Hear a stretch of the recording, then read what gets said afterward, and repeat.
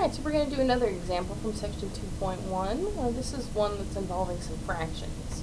Now we've got x over 2 plus x over 3 equals 5.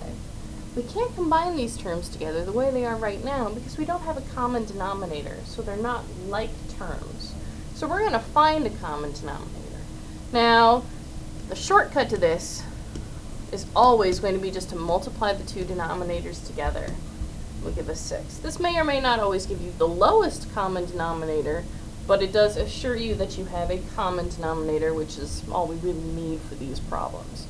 So, since the common denominator is 6, we're going to multiply both sides by 6. So I'm going to have 6 times x over 2 plus x over 3 equals 5 times 6. Again, whatever you do to one side, you have to do to the other. Since we're multiplying one side by 6, we also have to multiply the other side by 6.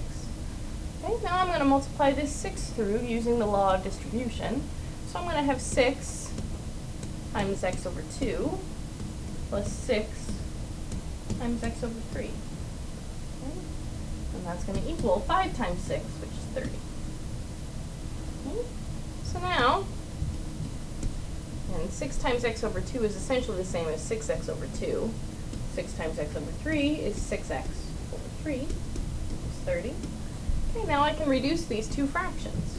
6x divided by 2, actually going to go over here, sorry guys. 6x over 2 is the same as 3x. We've divided that 6 in front by the 2.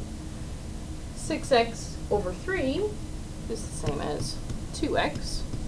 And that still is going to equal 30. Now I can combine these together because they're like terms. So I've got 5x equals 30. I'm going to divide both sides by 5 to get the 5 out of there. So I'm left with just x equals 30 divided by 5, or 6. Please let me know if you have any questions on this problem.